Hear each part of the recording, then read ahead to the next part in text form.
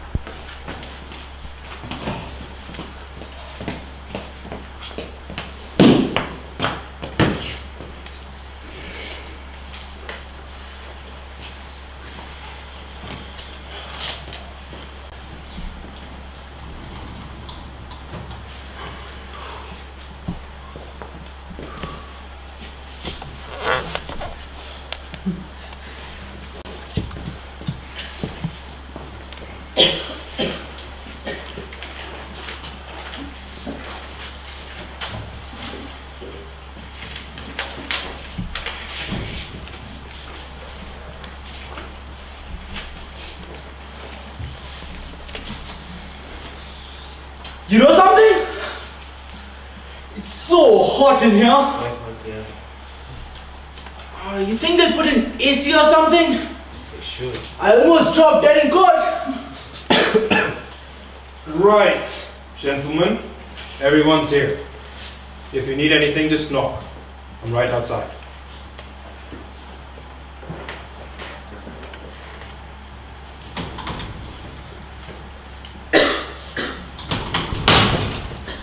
Funny. I never knew they locked the door. Sure, they locked the door. I mean, what did it do? Well, I just didn't think about it. 6 days. You should have finished it in 2. Talk, talk, talk. Have you ever heard so much about nothing? Well, I guess they're entitled. It was interesting, I thought. Everybody gets a fair trial. It's the system.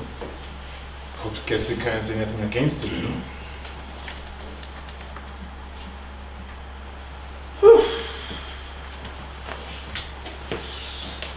How do you like that business about the knife? I've heard a funnier story than that. Look, you've got to expect it. We know what we're dealing with there. Huh? What's the matter with you? You got a cold? Lulu, these hot-blooded colds kill you. Alright, gentlemen, let's take our seats. Right! This better be fast! You know what? I've got tickets to the 7-year itch tonight. I must be the only man who hasn't seen that show yet. Okay, Your Honor, let's start the show. Alright. Would you care to sit down? You, the gentleman at the window. Would you care to sit down? Oh, I'm sorry. Alright. Is everybody here now? I think they're all gentlemen. It's inside. Where is he? Would you care to sit down, please? Forgive me, gentlemen. I didn't mean to keep you waiting. It's all right. Now, you gentlemen can have this any way you want to. I mean, I'm not going to make any rules here. If you want to discuss this first and then vote, that's one way. Or you can vote right now to see where we stand. I think it's customary to have a preliminary vote, but like I said, I'm not going to make any rules here. You know what? Let's just vote now. Maybe you can do it quick and all go home. Alright, any objects? Alright, gentlemen, but just before we begin, let us go over our situation just one more time. One more time, gentlemen. Murder of the first degree, premeditated homicide, is the most serious case tried in our criminal courts. You have heard a long and complex case, gentlemen, and it is now your task to separate the facts from the fancy. One man is dead, and the life of another is at stake. if there is any reasonable doubt as to the guilt of the accused, you must declare him not guilty. If, however, there is no doubt, then you must declare him guilty.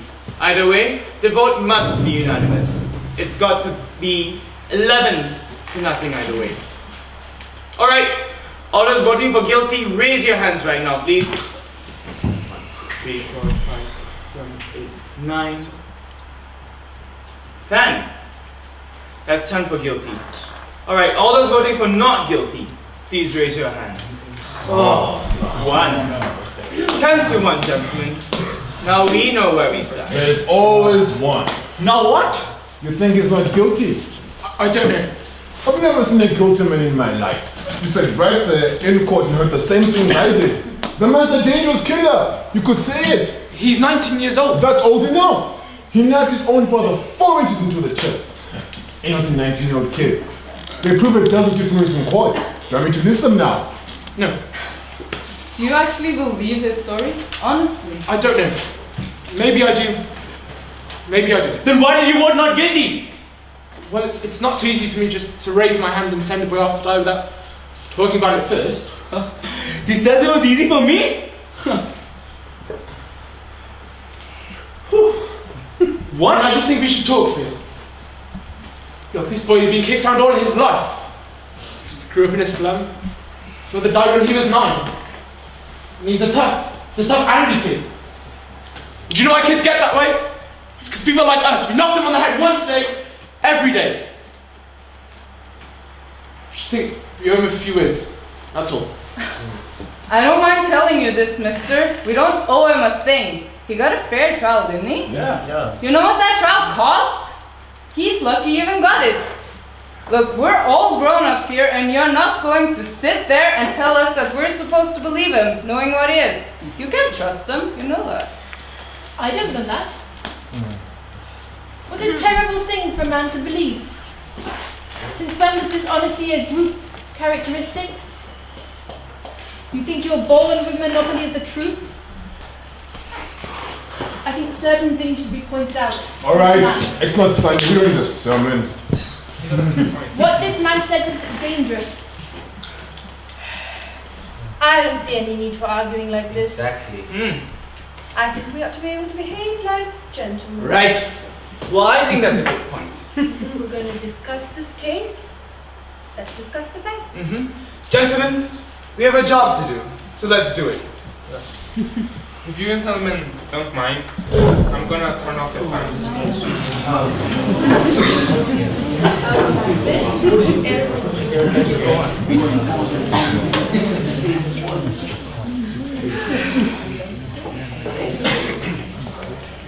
It was blowing on my neck.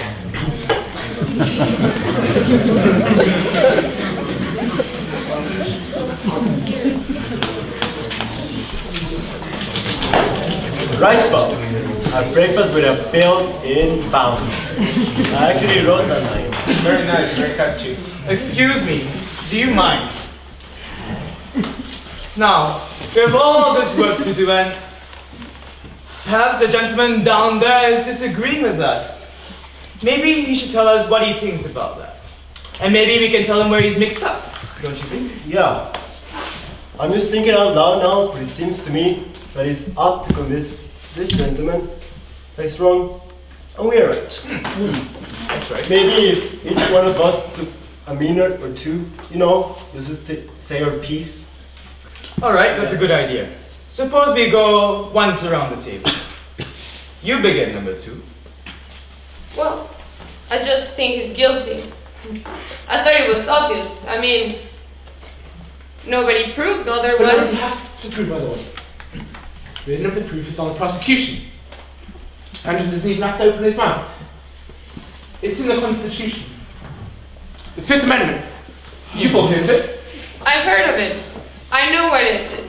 What I mean is, well, I just think he's guilty. I mean, somebody saw him do it. Okay, I've got no personal feelings about this. I was just going to get to the facts. Number 1, let's take the old man who lived on the second floor, right underneath the room where the murder took place. At 10 minutes of 11 o'clock when the murder, he said he heard loud noises. He said it sounded like a fight. and he heard the boy scream, "I'm gonna kill you," at his father. A second later, he hears the body falling. So he gets up, he runs to the door in the office apartment, just in time to see the boy sprinting out of the house. He calls the police. 10 minutes after that, they find the father with a knife in his chest. And the coroner fixed the time of death at around midnight. Right, you can't refute facts. What else do you want? The boy's entire story was flimsy. He claimed he was at the movies. That's a little ridiculous, isn't it? He can't even remember what pictures he saw.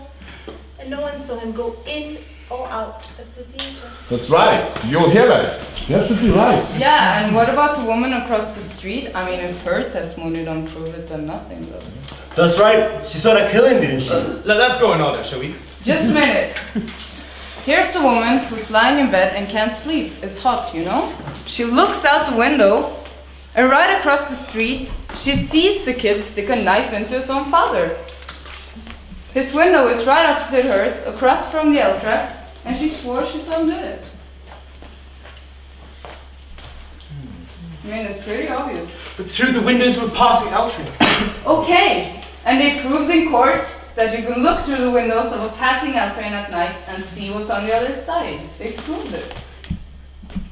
I'd like to ask you something. How come you believed her? Isn't she one of them too? You're a pretty smart fellow, aren't you? No. Take it easy over Come on, sit down. Right? Relax. Let's calm down now, shall we? It's your turn, number 5. I'll just pass it. That's your privilege. How about you, number 6? Well, I don't know. I started to be convinced early on this case, you know. You see, I was looking for a motive. If you don't have a motive, then where's your case, right? Anyway, the testimony of those people from across the hall, didn't they say something about a fight between the boy and the father at around 7 o'clock that night? I mean, I could be wrong. I think it was 8 o'clock. That's right, 8 o'clock. 8 o'clock. They hit the body. They hit the body fall. And then saw the boy run down the stairs. That's right, 8 o'clock. But sorry, what does that prove? Well, it doesn't prove anything. What I'm saying is just a part of the whole picture, you know. I could be wrong. Then is there anything else? I guess not. No? Thank you. Right, how about you, number 7? Over there. I don't know, I mean, most of it's been said already. Just look at the kid's record. At 15, the boy was in reform school. He's been caught for knife fighting. He stole a car. You know what? They say he stabbed somebody in the arm. That's a very fine boy, I must say. His father used to beat him with his fists. So would I, a kid like that. Yeah, you're right. It's the kids. They don't listen. The way they are, you know. I got a kid. When he was 8 years old, he ran away from a fight. I saw him.